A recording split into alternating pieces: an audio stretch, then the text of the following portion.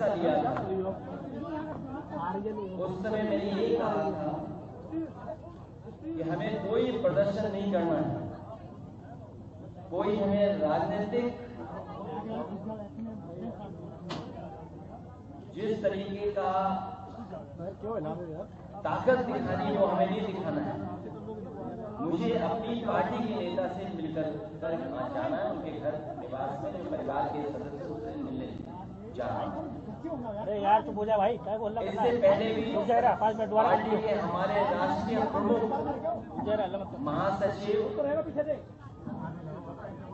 दूसरे दिन ही आदरणीय रामविलास पासवान से मिलने आए थे, राष्ट्रीय प्रमुख महासचिव भी पहुंचे थे। जो घटनाक्रम हुआ है, जिस बात को लेकर के यहाँ पर आगरा में तलवारें लहराई गई, क्योंकि जिस तरह के कथन, जिस तरह के वीडियो आ रहे हैं सामने, उसमें जो बोला जा रहा है, लोकतंत्र में, आजाद देश में इस तरह की भाषा और व्यवहार किसी के साथ नहीं हुआ होगा जिस तरह का हमने अपने व्यवहार और भाषा को देखा है। ये जो तलवारें लहराई जा रही थी, ये भोले सीधे साधे लोगों का फायदा उठा रहा था कोई। मैं इस बात को इसलिए कह रहा हूं, जिसने मुझे मारने का कहा कि मैं गोली मार दूंगा, वो बहुत ही गरीब, भोला भाला, सीधा इंसान है। इसी तरह बहुत सारे भोले भाले लोग आए थे, उन्हें कठपुतली की तरह इस्तेमाल किया जा रहा था। उन्हें ये भी नहीं पता था कि उनके कठपुतली बनाने में किनकी उंगलियों में धागा है। लखनऊ वालों के हाथ में धागा था कि दिल्ली वालों के हाथ में धागा है। ये जो कुछ हम लोगों ने देखा, ये लखनऊ और दिल्ली का जो झगड़ा है बड़ा वाला, उसकी वजह से ये ताकत दिखाने का प्रदर्शन हुआ था। आगरा सामाजिक न्याय के राज के स्थापित करने का जो संकल्प हम लोग उठा रहे हैं, उसी से रास्ता खुलेगा। क्योंकि बाबा साहब भीमराव अम्बेडकर जी का दिया हुआ संविधान, ये हमारे लिए ढाल है। और कई मौकों पर कहा कि संविधान ढाल के साथ साथ संविधान हमारा संजीवनी है।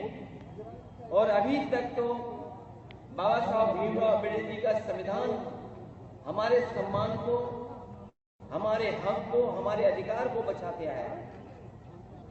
वही हमारा ढाल बनकर निकला है।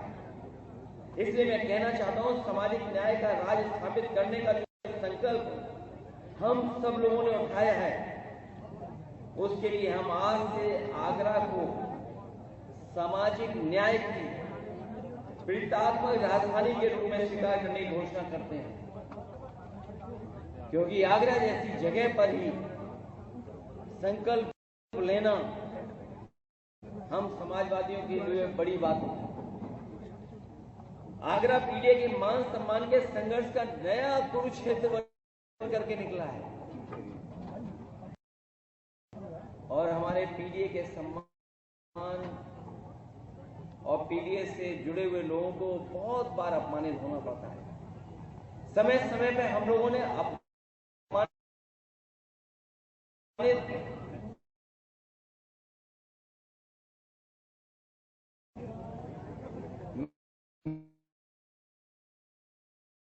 महसूस किया, अपमानित हुए।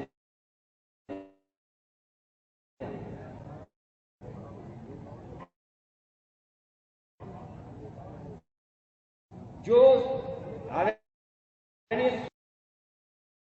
सुमन जी के घर पे हमला हुआ है,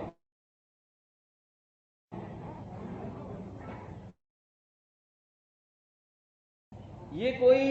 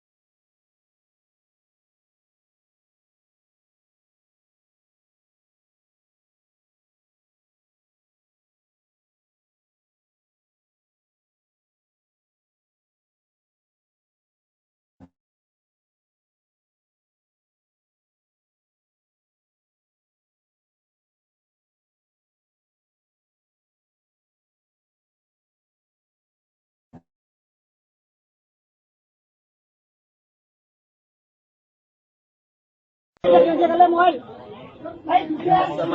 पार्टी के बहुत ही वरिष्ठ नेता, समाजवादी पार्टी के राज्यसभा में सांसद, पूर्व में रहे केंद्रीय मंत्री, कई बार के सांसद, उनके निवास पर हम मेरे साथ समाजवादी पार्टी के राष्ट्रीय उपाध्यक्ष आदरणीय किरणबेन नंदा जी भी हैं, पार्टी के जिलाध्यक्ष, महानगर अध्यक्ष,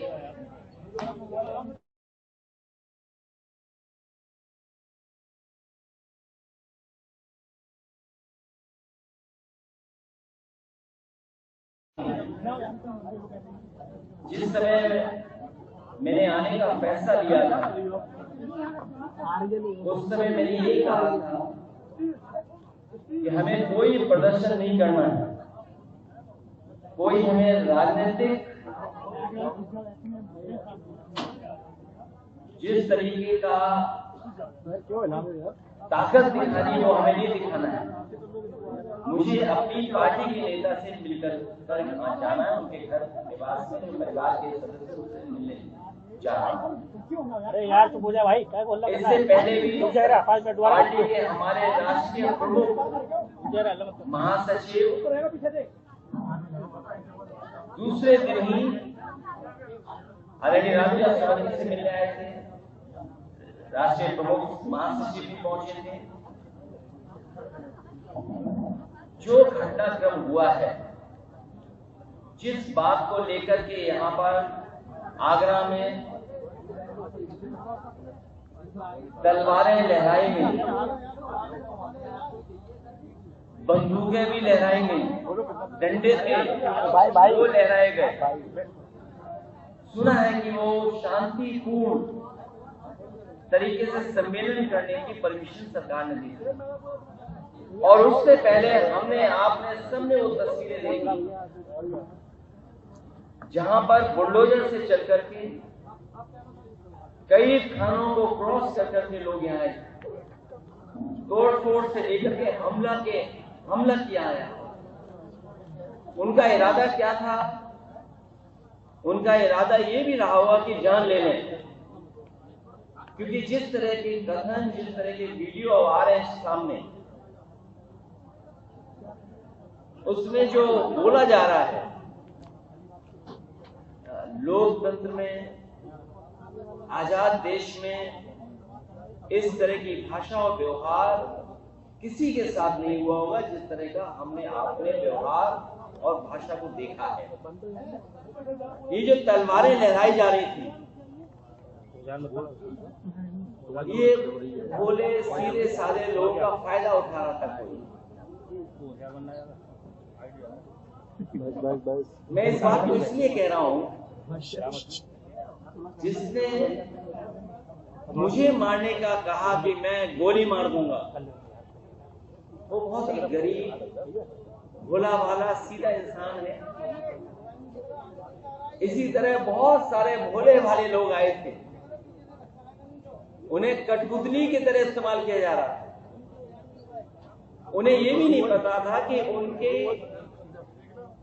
कठपुतली बनाने में किनकी उंगलियों में धागा है। लखनऊ वालों के हाथ में धागा था कि दिल्ली वालों के हाथ में धागा है। ये जो कुछ हम लोगों ने देखा, ये लखनऊ और दिल्ली का जो झगड़ा है बड़ा वाला, उसकी वजह से ये ताकत दिखाने का प्रदर्शन हुआ। आगरा सामाजिक न्याय के राज के स्थापित करने का जो संकल्प हम लोग उठा रहे हैं, उसी से रास्ता खुलेगा। क्योंकि बाबा साहब भीमराव अम्बेडकर जी का दिया हुआ संविधान, ये हमारे लिए ढाल है। और कई मौकों पर कहा कि संविधान ढाल के साथ साथ संविधान हमारा संजीवनी है। और अभी तक तो बाबा साहब भीमराव अम्बेडकर जी का संविधान हमारे सम्मान को, हमारे हक को, हमारे अधिकार को बचाते आया है। वही हमारा ढाल बनकर निकला है।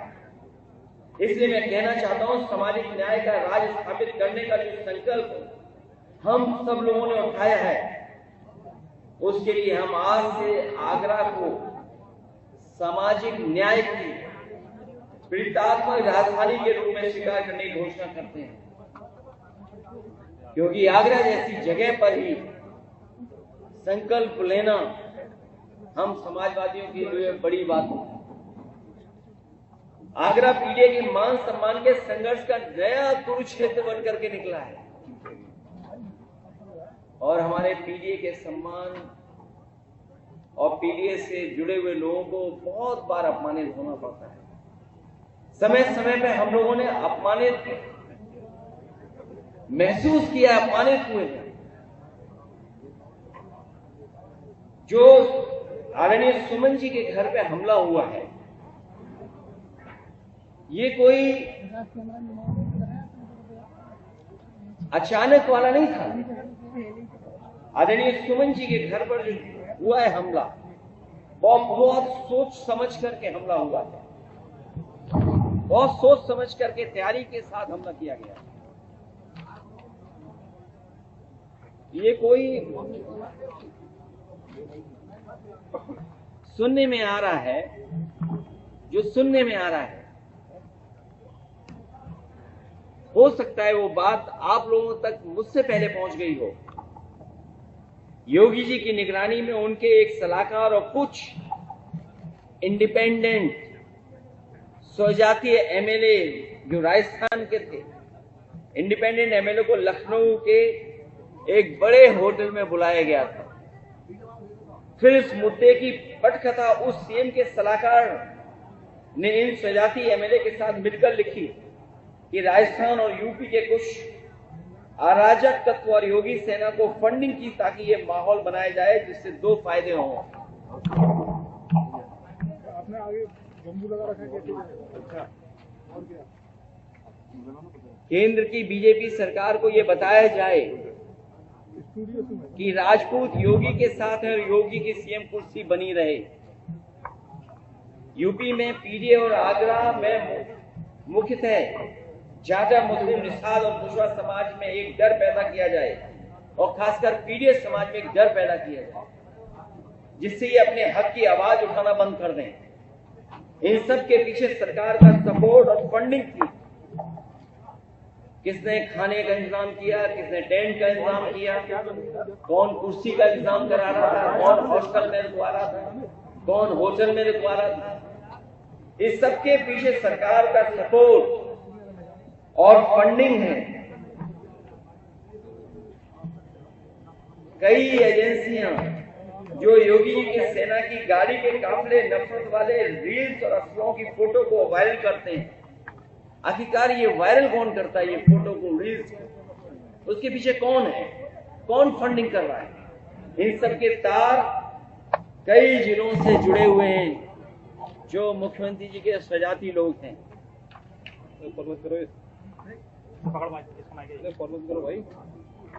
और मैं इसलिए कहता हूं कि सरकार पिछड़े दलितों और अल्पसंख्यकों को डराना चाहती है। कई मौकों पर हम लोगों ने घटनाओं में देखा है, उनके काम करने के तरीके को देखा है, क्योंकि वो जानते हैं कि पीडीए की ताकत 2027 में सपा को साथ दे रही है। सपा के साथ खड़े हैं पीडीए के लोग, उसे डराए धमकाएं, और वो डराना धमकाना हम लोगों ने देखा। अभी जो बाई इलेक्शन हुआ था उसमें किस तरीके से डराया धमकाया गया था, उन्हें वोट तक नहीं डालने दिया गया था। ये बड़ी साजिश थी। और मैं कुछ उदाहरण हाल के ही देना चाहता हूं, मैं पुराने उदाहरण कोई नहीं देना चाहता हूं।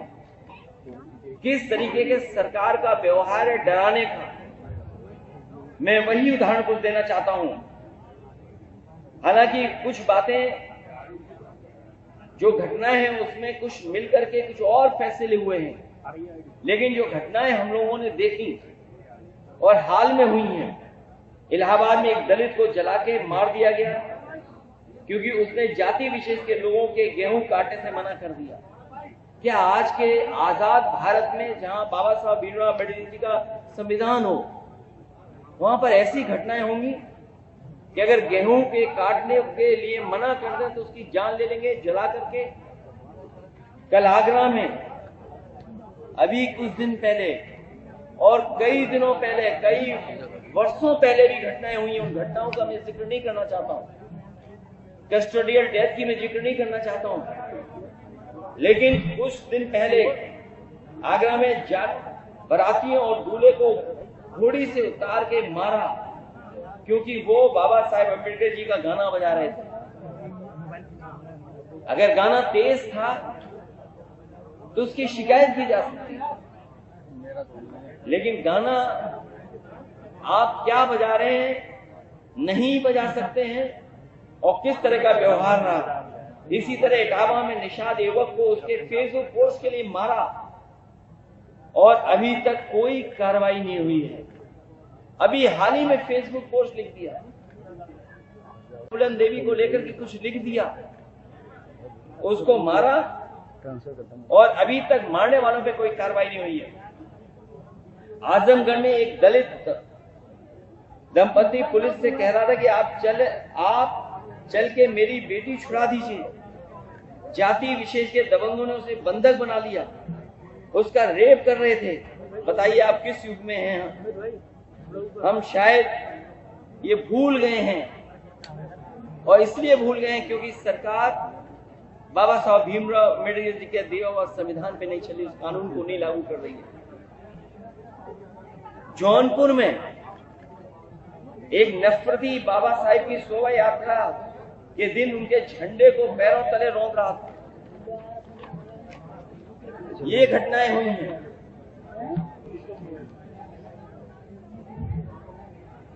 ये सब इसलिए हो रहा है क्योंकि आज सामंतवादी और प्रभुत्ववादी,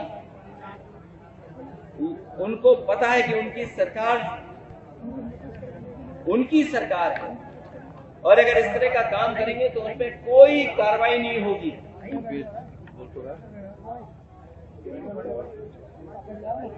इसीलिए निषाद समाज की वीरांगना फूलन देवी को मारने वाला और किस तरह बोलने वाले लोग वहां शामिल हो, किस तरह ब्रॉडकास्ट किया जा रहा है आज के समय पर। आज जब मैं अपनी पार्टी के दलित सांसद राजीव सुमन जी के साथ खड़ा हूं तो याद होगा मुझे गोली मारने की धमकी मिल रही है। जैसे फूलन देवी जी को मारा जैसे वैसे तुम्हें मारेंगे। आखिरकार कौन है इनके पीछे? और अगर ये धमकी दी गई है, अगर वो पोस्ट वायरल हो रही है, सोशल मीडिया पे चल रही है, वैसे तो सरकार को खुद संज्ञान लेना चाहिए। क्या करूं? लेकिन अगर हमारी पार्टी के लोग शिकायत भी करने जा रहे हैं तो उस पर एफआईआर दर्ज नहीं हो रही है। बीजेपी के लोग कुछ भी लिख सकते हैं, उन पे एफआईआर नहीं होगी, कड़ी कार्रवाई नहीं होगी। और अगर एफआईआर हो भी जाएगी तो कार्रवाई नहीं होगी। करीबन 25-30 एफआईआर तो हम लिखा चुके हैं। इस सरकार में जाति कैसे काम कर रही है उसे देखिए।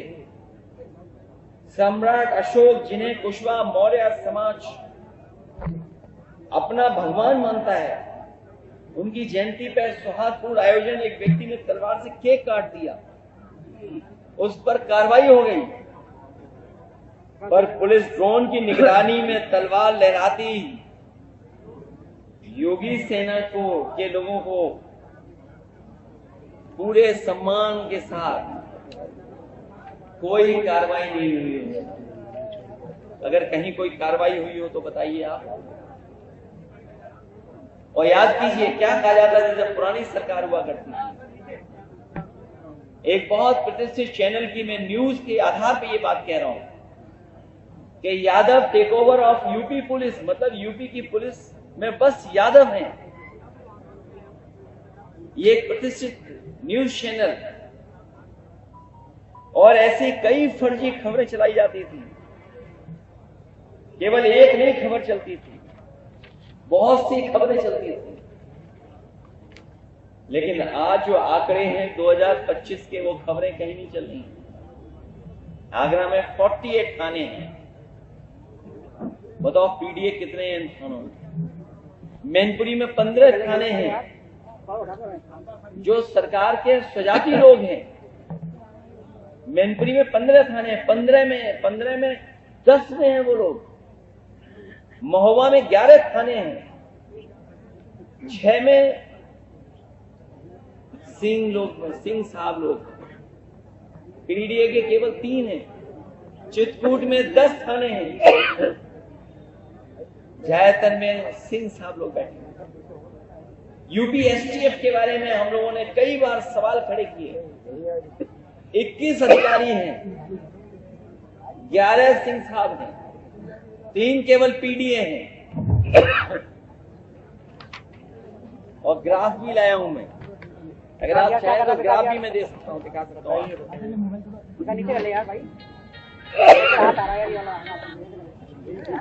अगर आप चाहोगे तो मैं ग्राफ भी दिखा सकता हूं। मैं जानता हूं कई चैनल अपने आप ग्राफ को कवर कर रहे हो। ये ग्राफ है, ये दोबारा दिखाइए थोड़ा फ्रंट में ये है। ये तो मैं केवल 4 जगह का बता रहा हूं मैं आपको, केवल 4 जगह की बात कर रहा हूं मैं केवल। एसटीएफ का देख लीजिए आप सर, फ्रंट में सर।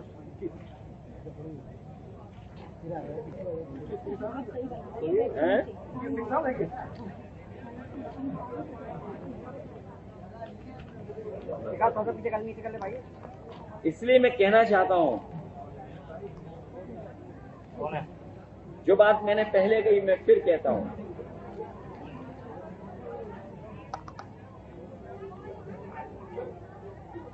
जो तथाकथित शक्ति प्रदर्शन आगरा में हुआ, वो दिल्ली वाले लखनऊ वालों के बीच के सत्ता संघर्ष से उपजा। मनमानी की मनसबदारी का दौर अब नहीं चलेगा, क्योंकि अब बाबा साहब भीमराव अम्बेडकर जी का संविधान है। संविधान ही सर्वोपरि ही रहेगा, पहले भी था और आगे भी रहेगा। आगरा वासियों को आगे आकर के हिंसात्मक राजनीति का विरोध करना चाहिए। हम लोग तो विरोध कर ही रहे हैं, लेकिन आपके माध्यम से मैं आगरा वासियों से भी अपील करूंगा कि इस हिंसात्मक राजनीति का विरोध करना चाहिए, क्योंकि अगर आगरा का अमन चैन बिगड़ा और दुनिया भर में इसकी चर्चा हुई तो अंतर्राष्ट्रीय स्तर पर आगरा की छवि खराब होगी और पर्यटक यहां आने से कतराएंगे, जिसका सीधा असर आगरा के लोगों के काम कारोबार में पड़ेगा और स्थानीय अर्थव्यवस्था बुरी तरह प्रभावित रहेगी। जिन लोगों ने केवल नफरत की राजनीति के लिए मुगल म्यूजियम का नाम बदल दिया, छत्रपति शिवाजी महाराज जी के नाम पर किया, अगर उनके नाम पर किया, किसी ने विरोध नहीं किया, हम लोगों ने भी विरोध नहीं किया। वो दुनिया का सबसे बड़ा आर्किटेक्ट उसके माध्यम से वो बन रहा था, लेकिन क्योंकि समाजवादी लोग बना रहे थे इसलिए वो म्यूजियम आगे भी यहाँ बढ़ा, वैसा का वैसे दिखाई दे रहा है। उस म्यूजियम को बढ़ाया भी नहीं इन्होंने। जिस शहर को स्मार्ट सिटी बनाना था,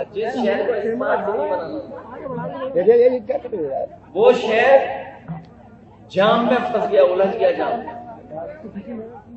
जिस नदी के बारे में कहा कि हम यमुना साफ कर देंगे, यमुना नदी साफ हो जाएगी, मां गंगा को साफ करेंगे, आपके सामने है यमुना नदी को कितना साफ किया, मां गंगा को कितना साफ किया।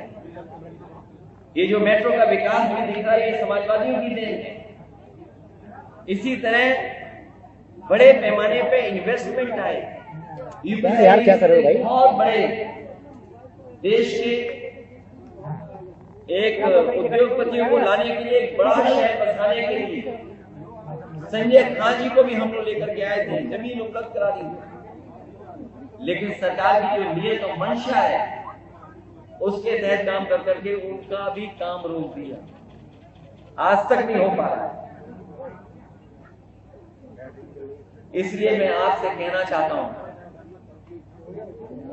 कि ये जानबूझ करके पीड़ित परिवार को और खासकर आदरणीय रामजी और सुमन जी को अपमानित करने के लिए काम किया, समाज में जहर घोल दे इसलिए काम किया गया था, अपनी नाकामियों को छिपा ले इसलिए काम किया गया था।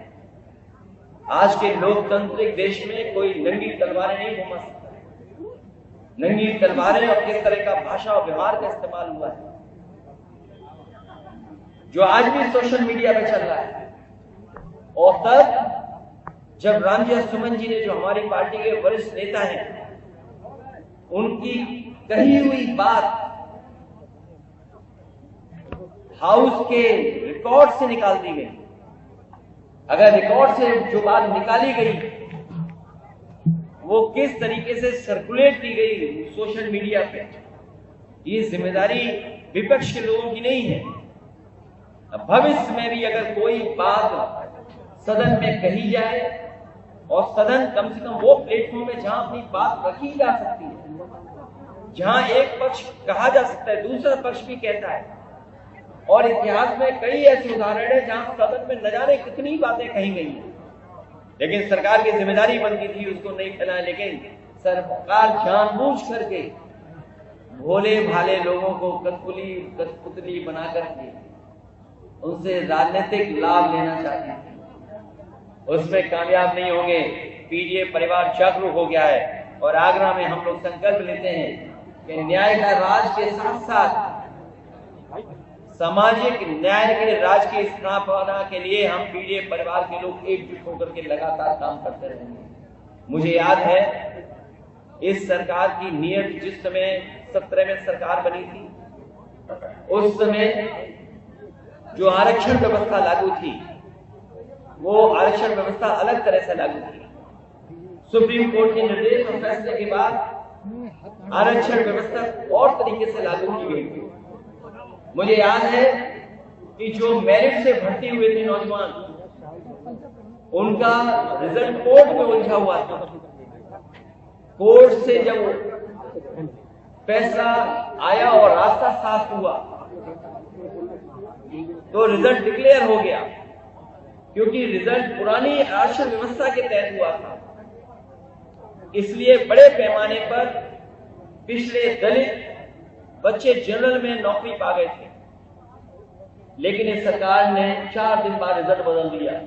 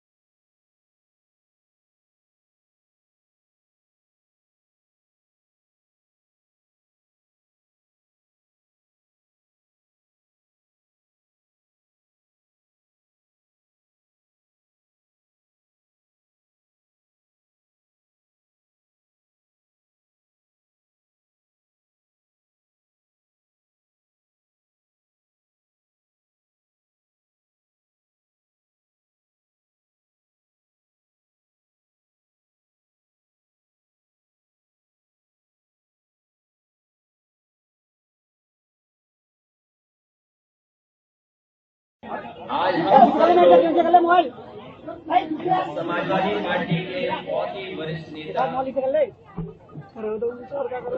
समाजवादी पार्टी के राज्यसभा में सांसद, पूर्व में रहे केंद्रीय मंत्री, कई बार के सांसद, उनके निवास पर हम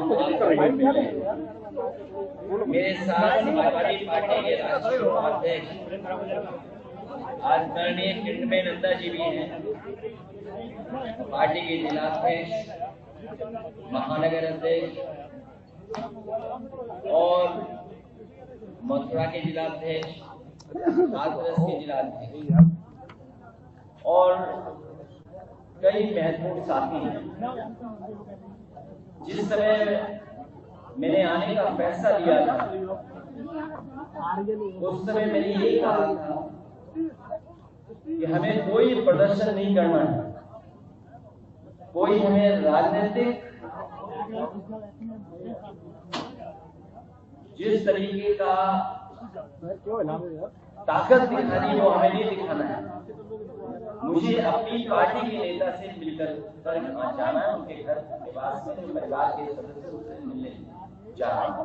अरे यार तो पूजा भाई क्या बोल रहा है? इससे पहले भी पार्टी के हमारे राष्ट्रीय प्रमुख महासचिव दूसरे दिन ही आदरणीय राजू से मिलने आए थे, राष्ट्रीय प्रमुख महासचिव भी पहुंचे थे। जो घटनाक्रम हुआ है, जिस बात को लेकर के यहाँ पर आगरा में तलवारें लहराई गई, बंदूकें भी लहराई गई, डंडे थे वो लहराए गए। सुना है कि वो शांतिपूर्ण तरीके से सम्मेलन करने की परमिशन सरकार ने दी और उससे पहले आपने सबने वो तस्वीरें देखी जहां पर बुलडोजर से चल करके कई थानों को क्रॉस कर करके लोग यहाँ आए, तोड़ फोड़ से लेकर के हमला किया है। उनका इरादा क्या था? उनका इरादा ये भी रहा होगा कि जान ले लें, क्योंकि जिस तरह के कथन, जिस तरह के वीडियो आ रहे हैं सामने, उसमें जो बोला जा रहा है, लोकतंत्र में, आजाद देश में इस तरह की भाषा और व्यवहार किसी के साथ नहीं हुआ होगा जिस तरह का हमने आपने व्यवहार और भाषा को देखा है। ये जो तलवारें लहराई जा रही थी, ये भोले सीधे साधे लोगों का फायदा उठा रहा था कोई। मैं इस बात को इसलिए कह रहा हूं, जिसने मुझे मारने का कहा कि मैं गोली मार दूंगा, वो बहुत ही गरीब, भोला भाला, सीधा इंसान है। इसी तरह बहुत सारे भोले भाले लोग आए थे, उन्हें कठपुतली की तरह इस्तेमाल किया जा रहा था। उन्हें ये भी नहीं पता था कि उनके कठपुतली बनाने में किनकी उंगलियों में धागा है। लखनऊ वालों के हाथ में धागा था कि दिल्ली वालों के हाथ में धागा है। ये जो कुछ हम लोगों ने देखा,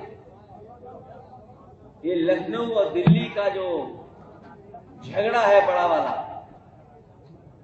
उसकी वजह से ये ताकत दिखाने का प्रदर्शन हुआ। आगरा सामाजिक न्याय के राज के स्थापित करने का जो संकल्प हम लोग उठा रहे हैं, उसी से रास्ता खुलेगा। क्योंकि बाबा साहब भीमराव अम्बेडकर जी का दिया हुआ संविधान ये हमारे लिए ढाल है, और कई मौकों पर कहा कि संविधान ढाल के साथ साथ संविधान हमारा संजीवनी है। और अभी तक तो बाबा साहब भीमराव अम्बेडकर जी का संविधान हमारे सम्मान को, हमारे हक को, हमारे अधिकार को बचाते आया है, वही हमारा ढाल बनकर निकला है। इसलिए मैं कहना चाहता हूं, सामाजिक न्याय का राज स्थापित करने का जो संकल्प हम सब लोगों ने उठाया है, उसके लिए हम आज से आगरा को सामाजिक न्याय की पीड़ितात्मक राजधानी के रूप में स्वीकार करने की घोषणा करते हैं, क्योंकि आगरा जैसी जगह पर ही संकल्प लेना हम समाजवादियों के लिए बड़ी बात है। आगरा पीढ़ी के मान सम्मान के संघर्ष का नया कुरुक्षेत्र बन करके निकला है और हमारे पीढ़ी के सम्मान और पीढ़ी से जुड़े हुए लोगों को बहुत बार अपमानित होना पड़ता है। समय समय पे हम लोगों ने अपमानित महसूस किया, अपमानित हुए हैं। जो आदरणीय सुमन जी के घर पे हमला हुआ है, ये कोई अचानक वाला नहीं था। आदरणीय सुमन जी के घर पर जो हुआ है हमला, बहुत सोच समझ करके हमला हुआ है, बहुत सोच समझ करके तैयारी के साथ हमला किया गया है। ये कोई सुनने में आ रहा है, जो सुनने में आ रहा है, हो सकता है वो बात आप लोगों तक मुझसे पहले पहुंच गई हो। योगी जी की निगरानी में उनके एक सलाहकार और कुछ इंडिपेंडेंट स्वजातीय एमएलए जो राजस्थान के थे, इंडिपेंडेंट एमएलए को लखनऊ के एक बड़े होटल में बुलाया गया था।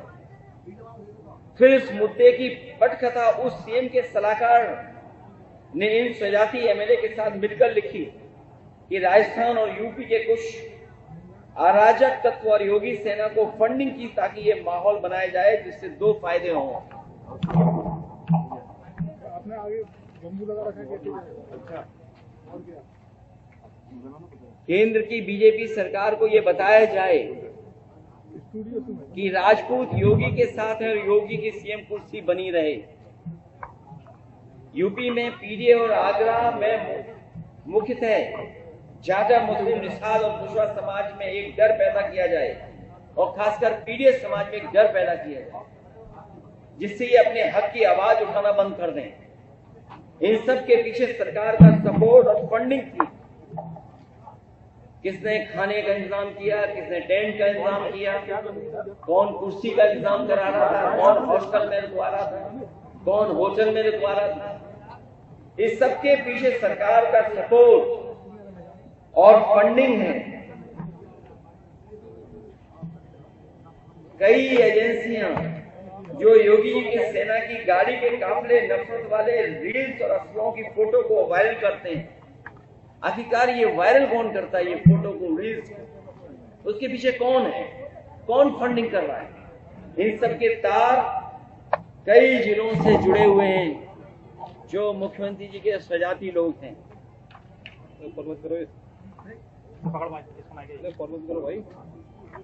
और मैं इसलिए कहता हूं कि सरकार पिछड़े दलितों और अल्पसंख्यकों को डराना चाहती है। कई मौकों पर हम लोगों ने घटनाओं में देखा है, उनके काम करने के तरीके को देखा है, क्योंकि वो जानते हैं कि पीडीए की ताकत 2027 में सपा को साथ दे रही है। सपा के साथ खड़े हैं पीडीए के लोग, उसे डराए धमकाएं, और वो डराना धमकाना हम लोगों ने देखा था। अभी जो बाई इलेक्शन हुआ था उसमें किस तरीके से डराया धमकाया गया था, उन्हें वोट तक नहीं डालने दिया गया था। ये बड़ी साजिश थी। और मैं कुछ उदाहरण हाल के ही देना चाहता हूं, मैं पुराने उदाहरण कोई नहीं देना चाहता हूं। किस तरीके के सरकार का व्यवहार है डराने का, मैं वही उदाहरण कुछ देना चाहता हूं।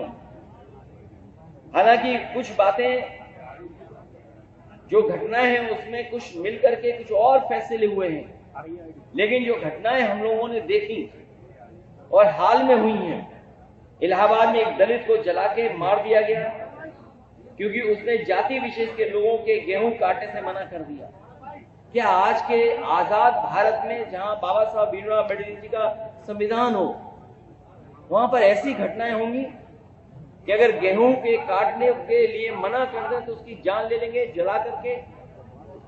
कल आगरा में अभी कुछ दिन पहले और कई दिनों पहले, कई वर्षों पहले भी घटनाएं हुई हैं। उन घटनाओं का मैं जिक्र नहीं करना चाहता हूं, कस्टोडियल डेथ की मैं जिक्र नहीं करना चाहता हूं, लेकिन कुछ दिन पहले आगरा में बारातियों और दूल्हे को घोड़ी से उतार के मारा क्योंकि वो बाबा साहेब अम्बेडकर जी का गाना बजा रहे थे।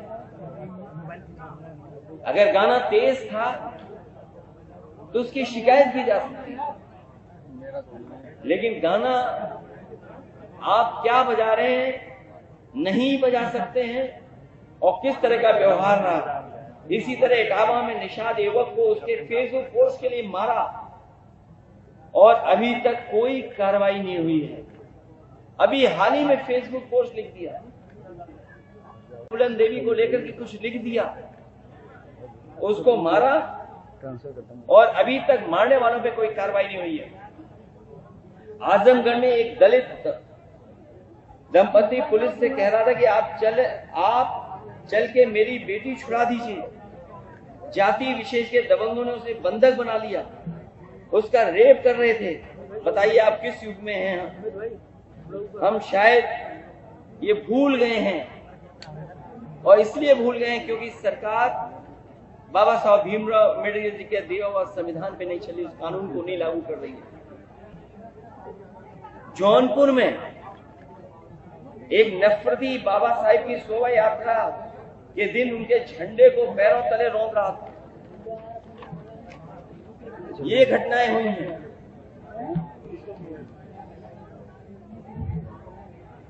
ये सब इसलिए हो रहा है क्योंकि आज सामंतवादी और प्रभुत्ववादी, उनको पता है कि उनकी सरकार है और अगर इस तरह का काम करेंगे तो उन पर कोई कार्रवाई नहीं होगी।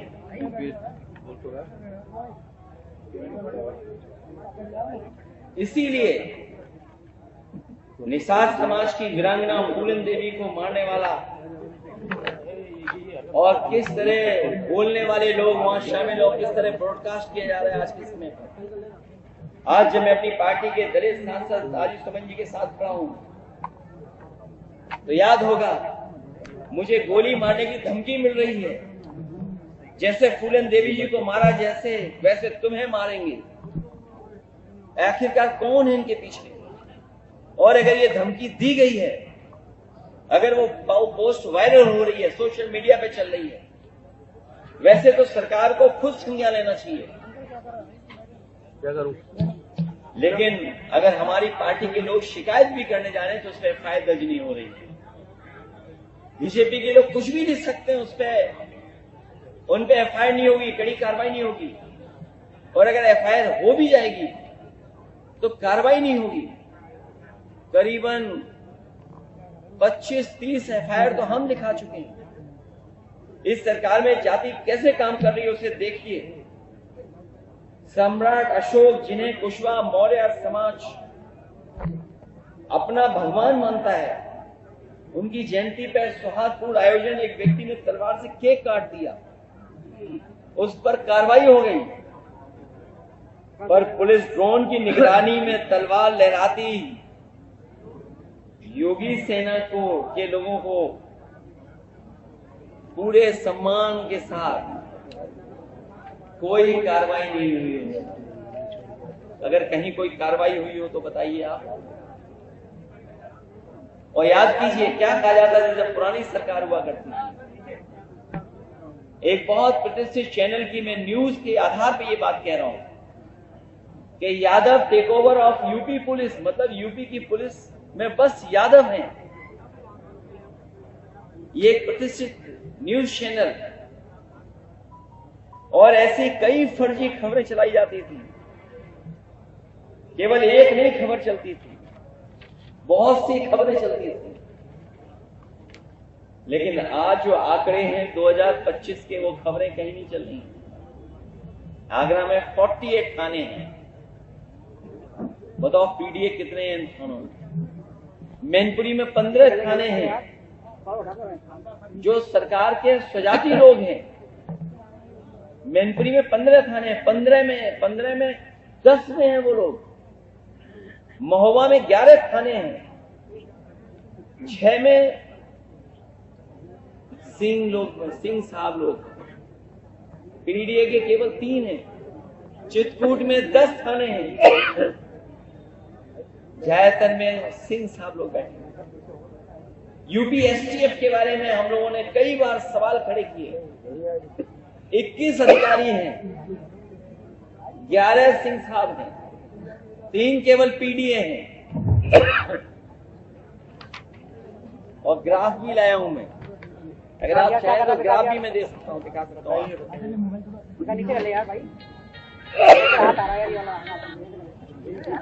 अगर आप चाहोगे तो मैं ग्राफ भी दिखा सकता हूं। मैं जानता हूं कई चैनल अपने आप ग्राफ को कवर कर रहे हो। ये ग्राफ है, दोबारा दिखाइए सर, थोड़ा फ्रंट में ये है। ये तो मैं केवल 4 जगह का बता रहा हूं। मैं आप केवल 4 जगह की बात कर रहा हूं मैं केवल। एसटीएफ का देख लीजिए आप सर, फ्रंट में सर।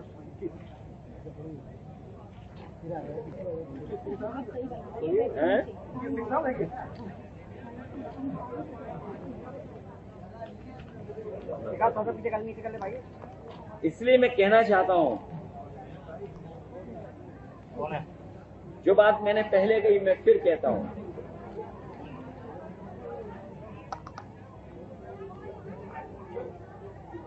जो तथाकथित शक्ति प्रदर्शन आगरा में हुआ, वो दिल्ली वाले लखनऊ वालों के बीच के सत्ता संघर्ष से उपजा। मनमानी की मनसबदारी का दौर अब नहीं चलेगा, क्योंकि अब बाबा साहब भीमराव अम्बेडकर जी का संविधान है। संविधान ही सर्वोपरि ही रहेगा, पहले भी था और आगे भी रहेगा। आगरा वासियों को आगे आकर के हिंसात्मक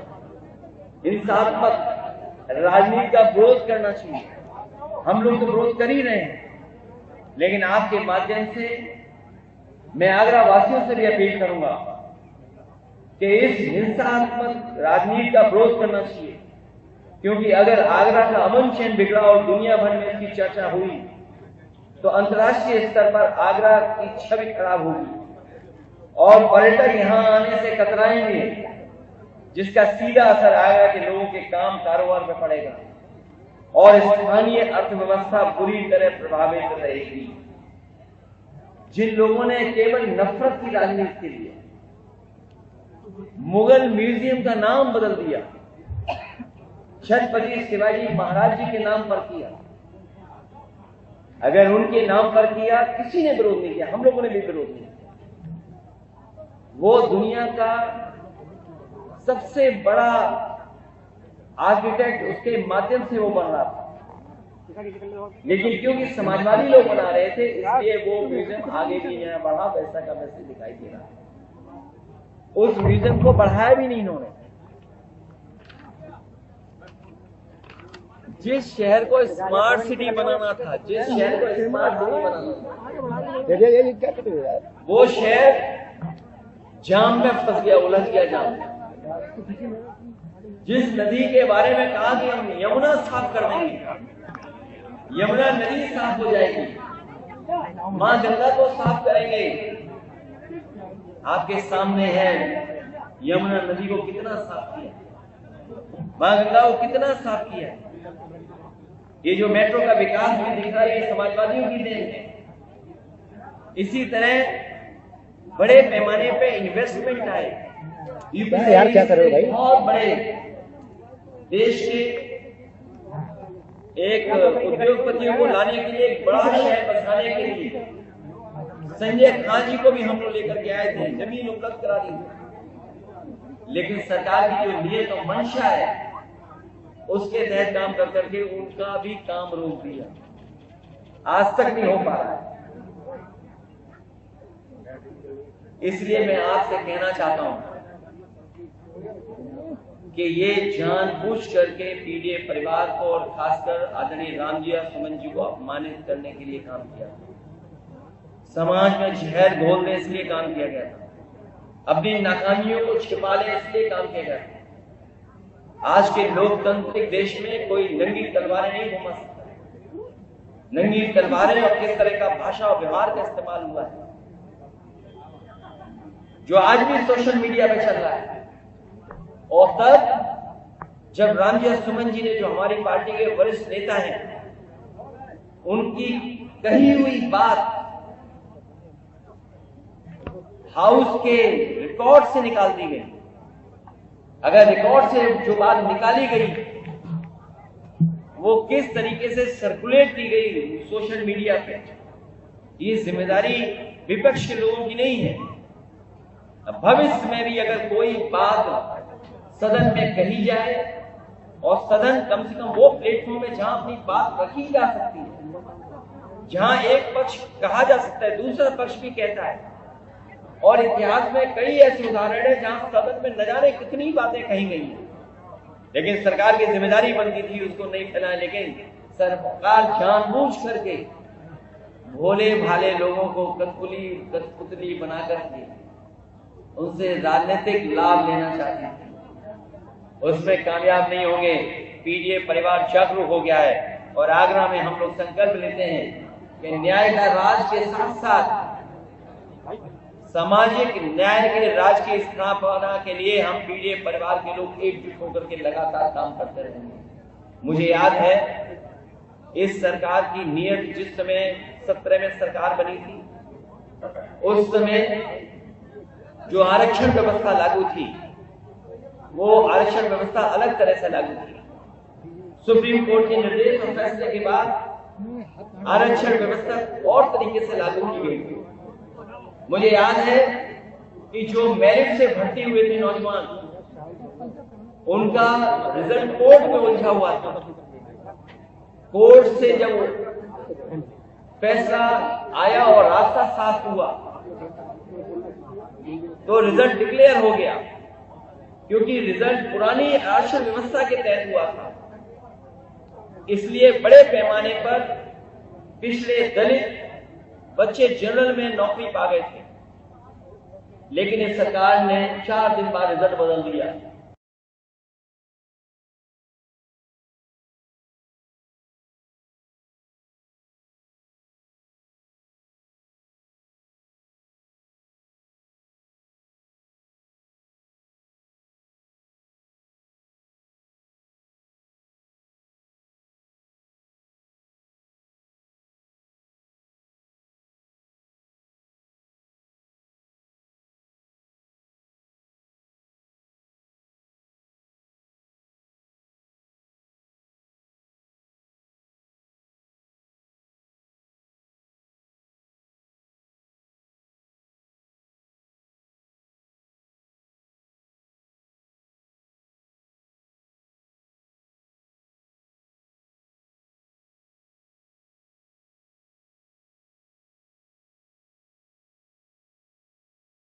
आज हम समाजवादी पार्टी के बहुत ही वरिष्ठ नेता, समाजवादी पार्टी के राज्यसभा में सांसद, पूर्व में रहे केंद्रीय मंत्री, कई बार के सांसद, उनके निवास पर मेरे साथ समाजवादी पार्टी के राष्ट्रीय उपाध्यक्ष आदरणीय किरणमय नंदा जी भी हैं, पार्टी के जिलाध्यक्ष, महानगर अध्यक्ष और मथुरा के जिलाध्यक्ष, हाथरस के जिलाध्यक्ष और कई महत्वपूर्ण साथी हैं। जिस समय मैंने आने का फैसला लिया था, उस समय मैंने यही कहा था कि हमें कोई प्रदर्शन नहीं करना है, कोई हमें राजनीतिक जिस तरीके का ताकत दिखानी वो हमें नहीं दिखाना है। मुझे अपनी पार्टी के नेता से मिलकर जाना है, उनके घर निवास में जो परिवार के सदस्य उससे मिलने जा रहा हूं। अरे यार तू बोला भाई क्या बोल रहा इससे पहले भी है पार्टी के हमारे राष्ट्रीय प्रमुख महासचिव दूसरे दिन ही आदरणीय रामविलास पासवान से मिलने आए थे, राष्ट्रीय प्रमुख महासचिव भी पहुंचे थे। जो घटनाक्रम हुआ है, जिस बात को लेकर के यहाँ पर आगरा में तलवारें लहराई गई, बंदूकें भी लहराई गई, डंडे थे वो लहराए गए। सुना है कि वो शांतिपूर्ण तरीके से सम्मेलन करने की परमिशन सरकार ने दी, और उससे पहले आपने सबने वो तस्वीरें देखी जहां पर बुलडोजर से चल करके कई थानों को क्रॉस कर करके लोग यहाँ आए, तोड़ फोड़ से लेकर के हमला किया है। उनका इरादा क्या था? उनका इरादा ये भी रहा होगा कि जान ले लें, क्योंकि जिस तरह के कथन, जिस तरह के वीडियो आ रहे हैं सामने, उसमें जो बोला जा रहा है, लोकतंत्र में, आजाद देश में इस तरह की भाषा और व्यवहार किसी के साथ नहीं हुआ होगा जिस तरह का हमने अपने व्यवहार और भाषा को देखा है। ये जो तलवारें लहराई जा रही थी, ये भोले सीधे साधे लोगों का फायदा उठा रहा था कोई। मैं इस बात को इसलिए कह रहा हूं, जिसने मुझे मारने का कहा कि मैं गोली मार दूंगा, वो बहुत ही गरीब, भोला भाला, सीधा इंसान है। इसी तरह बहुत सारे भोले भाले लोग आए थे, उन्हें कठपुतली की तरह इस्तेमाल किया जा रहा था। उन्हें ये भी नहीं पता था कि उनके